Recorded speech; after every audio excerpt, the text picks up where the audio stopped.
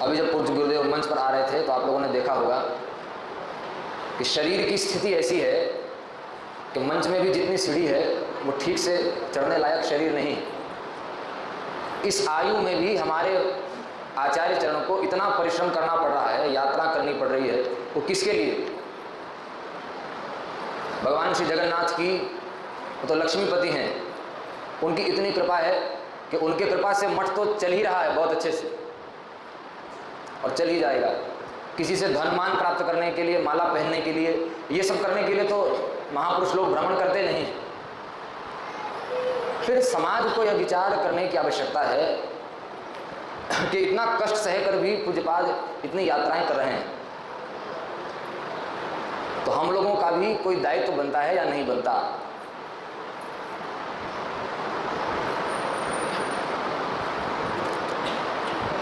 आज के परिप्रेक्ष्य में सनातन धर्म की जो स्थिति होती जा रही है, बहुत बड़े बड़े कार्य पूज्य आचार्य चरण के मार्गदर्शन में हो रहे हैं।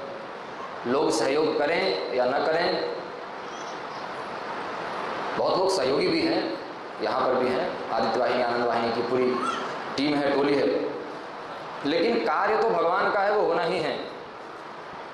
गुरदासपुर में बहुत अच्छी बात गोष्ठी में कुछ गुरुदेव ने कही कि महाभारत में भगवान श्री कृष्णचंद्र ने अर्जुन जी से कहा, जब वो युद्ध के लिए पीछे हटने लगे तो भगवान ने कहा कि युद्ध से पीछे हटना उचित नहीं है, क्योंकि मैंने अपने संकल्प से तो कौरवों का नाश कर ही दिया, विधर्मियों का नाश तो भगवान के संकल्प से ही हो चुका था, केवल व्यवहार होना शेष था, निमित्त बनना था केवल। तो पूज्य गुरुदेव ने कहा धर्म की रक्षा तो हो ही चुकी है।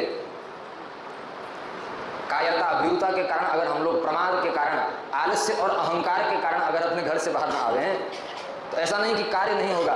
धर्म की रक्षा पूज्यपाद ने गुरदासपुर में कहा, धर्म की रक्षा तो भगवान कर ही चुके हैं, केवल वो धरती में घटित होना है।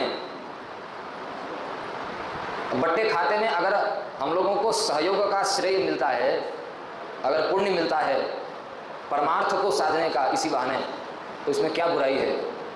अतः ज़्यादा कुछ न कहते हुए आज की जो स्थिति है मैं उसमें यही कहना उचित समझता हूँ कि प्रत्येक व्यक्ति का दायित्व है कि वह आगे आए, प्रमाद, आलस्य और अहंकार का त्याग करे।